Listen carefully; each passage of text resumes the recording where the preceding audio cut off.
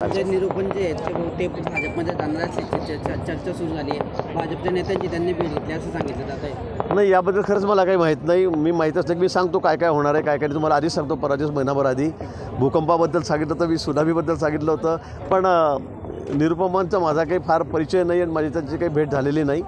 पण अजून लवकरच तुम्हाला काही बातम्या मी देईल।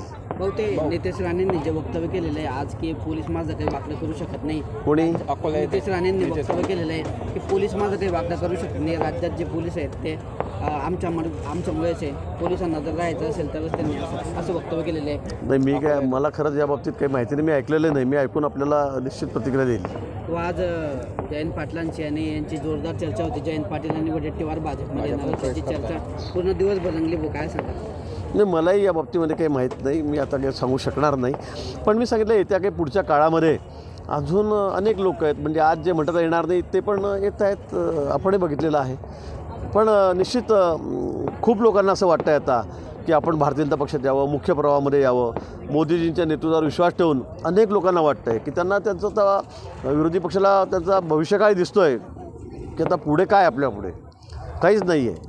सगळा देश सगळा महाराष्ट्राचा मोदीमय झालेला आहे, भाजपमय झालेला आहे आणि त्यामुळे अनेकांना वाटतं आहे की आपण या मुख्य प्रवाहामध्ये यावं।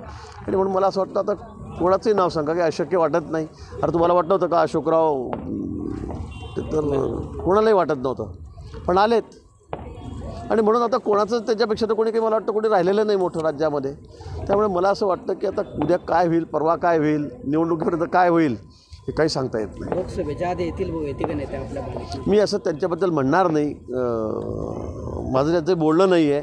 पण खूप लोक येतील, खूप लोक अजूनही भारतीय जनता पक्षामध्ये येतील असं मला वाटतं।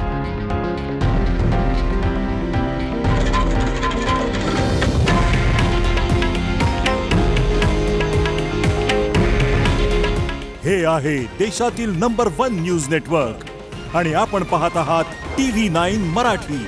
काळजी तुमची, हित महाराष्ट्राचं।